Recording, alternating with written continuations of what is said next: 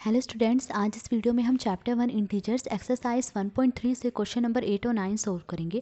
तो question number 8 देखिए, a cement company earns a profit of ₹8 per bag of white cement sold and a loss of ₹5 per bag of grey cement sold.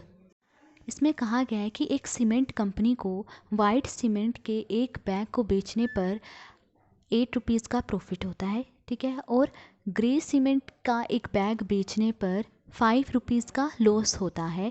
तो ए part देखिए, question पूछा गया है, the company sells 3000 bags of white cement and 5000 bags of grey cement in a month.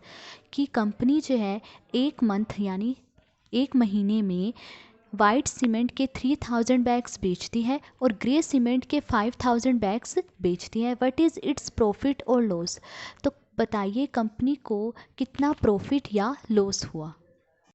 अब पहले तो जो दिया गया है उसे लिख लेंगे। क्या दिया गया है देखिए, profit on 1 bag of white cement. White cement के एक बैग पर कंपनी को कितना प्रॉफिट होता है? ₹8।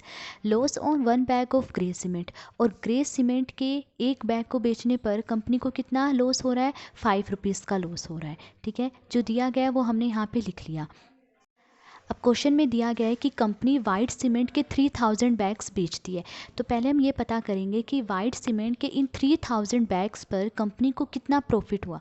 सो profit on 3000 bags of white cement. तो वाइट सीमेंट के 3000 बैग्स पर कंपनी को कितना प्रॉफिट हो रहा है? देखिए, वाइट सीमेंट के एक बैग पर ₹8 का प्रॉफिट होता है, तो 3000 बैग्स पर कितना प्रॉफिट होगा? ज़्यादा प्रॉफिट होगा, और ज़्यादा के लिए हम मल्टीप्लाई करते हैं, तो 3000 को मल्टीप्लाई कर देंगे 8 से। तो देखिए 3000 को हम मल्टीप्लाई कर रहे हैं 8 से, तो कितना आएगा? पहले 3 को 8 से मल्टीप्लाई कर लीजिए, कितना आया? 3 8 सा 24, और फिर ये 3 ज़ीरोज़ लिख लीजिए, 1 2 3। तो कितना आया? ₹24,000। तो वाइट सीमेंट के 3000 बैग्स पर कंपनी को ₹24,000 का प्रॉफिट हो रहा है। और इसके अलावा ए पार्ट में ये भी दिया गया है कि कंपनी जो है ग्रे सीमेंट के 5000 बैग्स बेचती है। तब पता करेंगे कि ग्रे सीमेंट के इन 5000 बैग्स पर कंपनी को कितना लॉस हुआ। So loss on 5000 bags of grey cement. तो ग्रे सीमेंट के 5000 बैग्स पर कंपनी को कितना लॉस होगा? देखिए दिया गया है कि ग्रे सीमेंट के एक बैग पर कंपनी को ₹5 का लॉस हो रहा है। तो 5000 बैग्स पर कितना लॉस होगा? 5000 को मल्टीप्लाई कर देंगे 5 से। तो देखिए 5 को 5 से मल्टीप्लाई करेंगे, कितना आएगा? 25, और ये 3 ज़ीरो साथ में लिख लेंगे, 1 2 3। तो देखिए loss on 5000 bags of grey cement is equal to ₹25,000। तो ग्रे सीमेंट के 5000 बैग्स पर कंपनी को ₹25,000 का लॉस हुआ। अब क्वेश्चन पूछा गया है, व्हाट इज़ इट्स प्रॉफिट और लॉस? कि कंपनी को कितना प्रॉफिट या लॉस हुआ। कि अगर कंपनी को प्रॉफिट हुआ है तो बताइए कितना प्रॉफिट हुआ, और अगर कंपनी को लॉस हुआ है तो बताइए कितना लॉस हुआ। तो देखिए सबसे पहले तो हम ये पता करेंगे कि इस एक मंथ में यानी इस 1 मंथ में कंपनी को प्रॉफिट हुआ या लॉस हुआ। देखिए इस 1 मंथ में कंपनी को ₹24,000 का तो प्रॉफिट हुआ, ठीक है, और लॉस कितने रुपीज़ का हुआ? 25,000 का। तो देखिए इन दोनों में क्या ज़्यादा है? लॉस ज़्यादा है। लॉस 25,000 हुआ, तो यानी कंपनी को इस 1 मंथ में लॉस हुआ। तो अब ये बताना है कि कितना लॉस हुआ। तो अब हम लॉस फाइंड करेंगे कि उसे कितना लॉस हुआ। तो क्या करेंगे, देखिए इस ₹25,000 में से इस ₹24,000 को माइनस कर देंगे। तो देखिए ₹25,000 में से ₹24,000 को माइनस करेंगे तो क्या आएगा? ₹1,000। तो कंपनी को कितना लॉस हुआ? ₹1,000 का लॉस हुआ। अब बी पार्ट देखिए, बी पार्ट है, what is the number of white cement bags it must sell to have neither profit nor loss if the number of grey bags sold is 6,400 bags.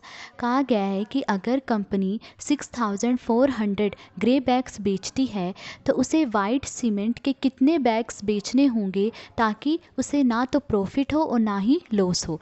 तो उसके लिए सबसे पहले तो हम ये पता करेंगे कि कंपनी को इन 6,400 ग्रे बैग्स पर कितना लॉस हुआ। So loss on 6,400 bags of grey cement. तो ग्रे सीमेंट के 6,400 बैग्स पर कितना लॉस होगा। तो देखिए क्वेश्चन में स्टार्टिंग में दिया गया है कि ग्रे सीमेंट के एक बैग पर ₹5 का लॉस होता है। तो 6,400 बैग्स पर कितना लॉस होगा? 6,400 को मल्टीप्लाई कर देंगे 5 से। अब पहले देखिए 64 को 5 से मल्टीप्लाई कर लीजिए। 64 को 5 से मल्टीप्लाई करेंगे कितना आएगा 320, और फिर ये 2 ज़ीरोज़ लिख लीजिए साथ में, तो कितना आया ₹32,000। तो ग्रे सीमेंट के 6,400 बैग्स पर कंपनी को 32,000 रुपीज़ का लॉस होगा। अब देखिए क्वेश्चन में दिया गया है कि कंपनी को ना तो प्रॉफिट हो और ना ही लॉस हो, यानी ना तो फ़ायदा हो और ना नुकसान हो। और ऐसा कब होगा कि कंपनी को ना प्रॉफिट हो और ना लॉस हो? वो तब होगा जब प्रॉफिट और लॉस दोनों बराबर हो जाएं। जब प्रॉफिट और लॉस दोनों बराबर हो जाएंगे तो ना तो कंपनी को प्रॉफिट होगा ना फिर लॉस होगा। अब देखिए कंपनी को लॉस कितना हो रहा है 32,000 रुपीज़ का हो रहा है, तो यानी कंपनी को वाइट सीमेंट की बैग्स पर प्रॉफिट भी 32,000 रुपीज़ का ही होना चाहिए, तभी कंपनी को ना प्रॉफिट होगा और ना लॉस होगा। तब यहाँ पे लिख लीजिए कि to have neither profit nor loss the profit on white cement should be ₹32,000, कि ना कंपनी को प्रॉफिट हो और ना लॉस हो, इसके लिए उसे वाइट सीमेंट पर प्रॉफिट भी 32,000 रुपीज़ का ही होना चाहिए। जितना लॉस हुआ है उतना ही प्रॉफिट होना चाहिए, तभी कंपनी को ना प्रॉफिट होगा ना लॉस होगा। अब हमें क्या निकालना है, हमें number of white cement bags निकालने हैं कि वो कंपनी वाइट सीमेंट के कितने बैग्स बेचे कि उसे ना प्रॉफिट हो ना लॉस हो। So therefore number of white cement bags sold.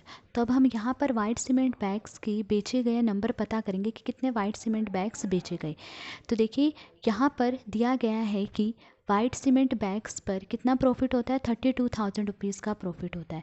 तो इस 32,000 रुपीज़ को हम डिवाइड कर देंगे 1 वाइट सीमेंट बैग को बेचने पर जितना प्रॉफिट होता है। क्वेश्चन में दिया गया है कि 1 वाइट सीमेंट बैग को बेचने पर 8 रुपीज़ का प्रॉफिट होता है। तो इस 32,000 को हम डिवाइड करेंगे 8 से, तो 32,000 और अपोन में क्या आ जाएगा 8, डिवाइड कर रहे हैं ना तो अपोन में 8 आएगा। ठीक है, अब 32,000 को 8 से डिवाइड कीजिए। देखिए 8 1 ज़ा 8, 8 4 ज़ा 32 और ये 3 ज़ीरो साथ में आ जाएंगे, तो कितना आया 4,000। तो कंपनी को 4,000 वाइट सीमेंट बैग्स बेचने होंगे, तभी कंपनी को ना तो प्रॉफिट होगा और ना ही लॉस होगा। ठीक है, तो ये था क्वेश्चन नंबर 8। अब क्वेश्चन नंबर 9 देखिए। क्वेश्चन नंबर 9 है replace the blank with an integer to make it a true statement.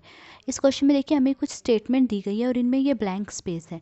तो कहा गया कि इन स्टेटमेंट्स को ट्रू बनाने के लिए ये जो ब्लैंक स्पेस दिए गए हैं इन्हें एक इंटीजर से रिप्लेस कीजिए, यानी हमें इन ब्लैंक स्पेस में देखना है कि कौन सा इंटीजर आएगा।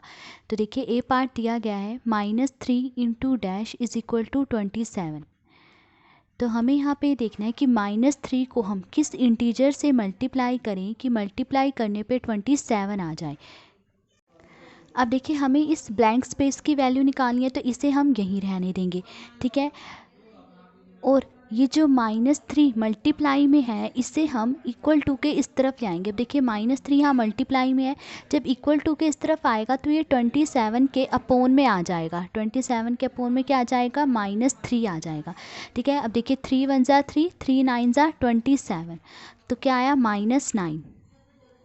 तो इस ब्लैंक स्पेस की वैल्यू क्या आई -9, यानी यहाँ ब्लैंक स्पेस की जगह क्या इंटीजर आएगा -9 आएगा। तो देखिए अब -3 को -9 से मल्टीप्लाई कीजिए 27 ही आएगा। देखिए पहले माइनस को माइनस से मल्टीप्लाई करेंगे तो क्या आता है प्लस आता है, तो प्लस आ गया, और फिर 3 को 9 से मल्टीप्लाई करा तो क्या आया 27, तो क्या आ गया प्लस के 27। तो यानी -3 को हमें -9 से मल्टीप्लाई करना होगा तभी 27 आएगा। ठीक है, और ये सब काम जो है आपने रफ में करके देखना है। ठीक है, अब बी पार्ट देखिए। बी पार्ट में दिया गया है 5 into blank space is equal to -35। अब इसमें भी हमें इस ब्लैंक स्पेस की वैल्यू निकालनी है, तो देखिए इस ब्लैंक स्पेस को हम यहीं रहने देंगे, और ये जो 5 मल्टीप्लाई में है इसे हम इक्वल टू के इस तरफ ले आएंगे। देखिए 5 मल्टीप्लाई में है, जब इक्वल टू के इस तरफ आएगा तो ये -35 के अपोन में आ जाएगा। तो -35 के अपोन में क्या आ जाएगा, ये 5 आ जाएगा यहाँ। अब देखिए 5 1 ज़ा 5, 5 7 ज़ा 35, तो क्या आया -7।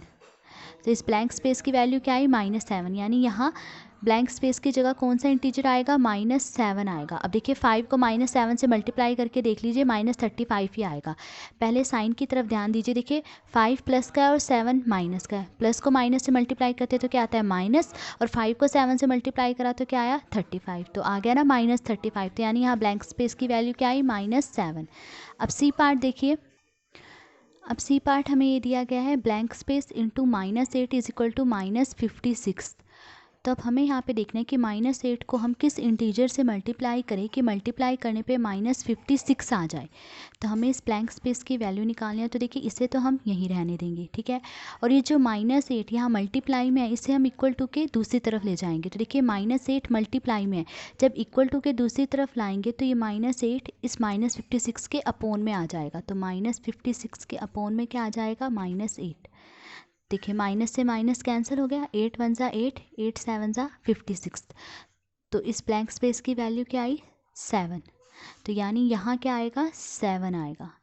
तो देखिए 7 को -8 से मल्टीप्लाई करेंगे तो -56 ही आएगा। 7 प्लस का और 8 माइनस का है, प्लस को माइनस से मल्टीप्लाई करते हैं माइनस आता है, और 7 को 8 से मल्टीप्लाई करा क्या आया, 56। तो यानी यहाँ ब्लैंक स्पेस की जगह क्या आएगा, 7। तो -8 को हम जब 7 से मल्टीप्लाई करेंगे तो -56 आएगा।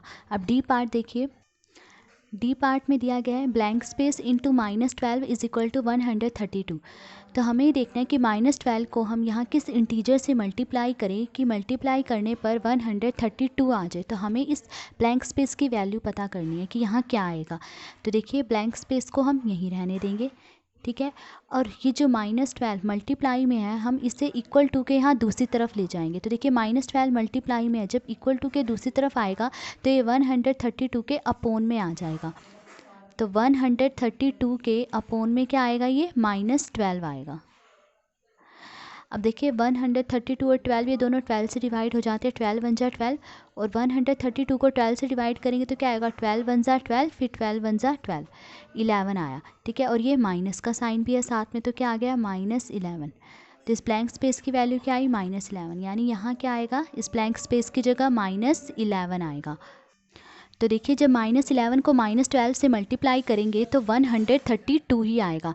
देखिए माइनस को माइनस से मल्टीप्लाई करते हैं तो क्या आता है, प्लस आता है, ठीक है। और 11 को 12 से मल्टीप्लाई करेंगे तो क्या आएगा, 132। तो यानी क्या आ गया, प्लस के 132। तो -12 को -11 से मल्टीप्लाई करेंगे तो 132 आएगा। तो आज इस वीडियो में हमने क्वेश्चन नंबर 8 और 9 सॉल्व करा। अगर आपको वीडियो पसंद आई हो तो please like, share and subscribe. Thank you.